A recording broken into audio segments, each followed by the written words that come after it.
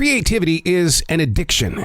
Unplugged because we will always say yes to creativity. Totally uncut because we all make mistakes. So let's turn it into a tool. This is Arroe Unplugged. The things that we do that makes others say, ew. I mean, so often it could be what you say. It could be what you post on social media or physically act out in public. Now, before uncovering the things that make others say, ew, let's make it about you for a second. What makes you say, ew? With so many shock and awe movies and TV shows around, does our ewing really have weight to it anymore? I took note of a huge dead bug in the forest this morning. Yeah, I actually said it. Ew. Moments later, I turned around and I realized I was the only one there. It didn't involve a human being. So ewing can really be a part of everything else that's around us. Like the thought of another huge hurricane racing towards the United States. That in itself creates an ew in my heart. But at the same time, I'm also going, uh-oh, we need to get prepared.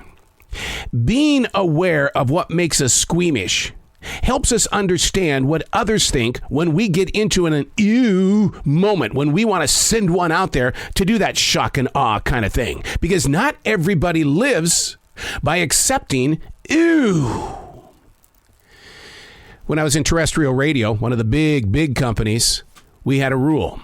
This door right here, it's closed for a reason.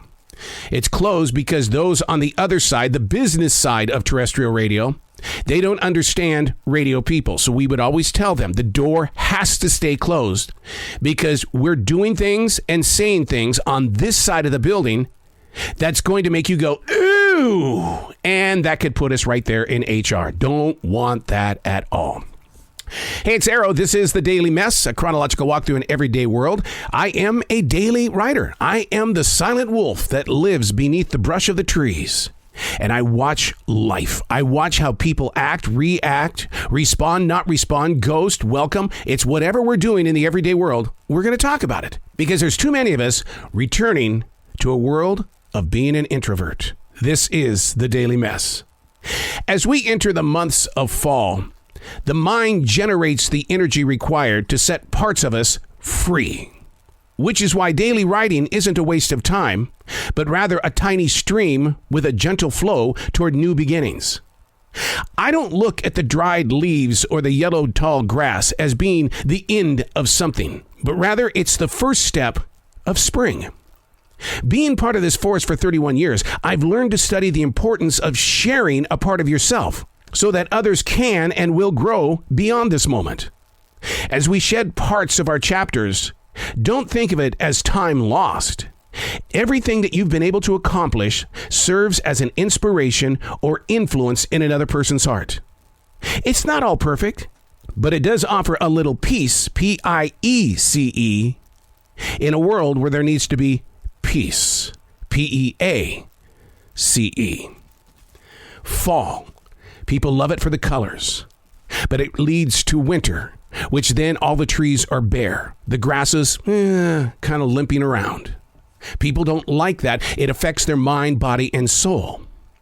But if we can just change it just a little bit and really kind of identify it as the first step of spring, because those leaves falling to the forest floor add nutrients to those tall trees.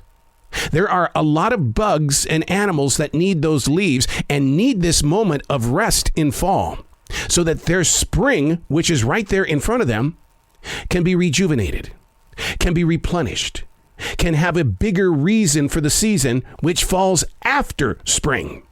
Summertime.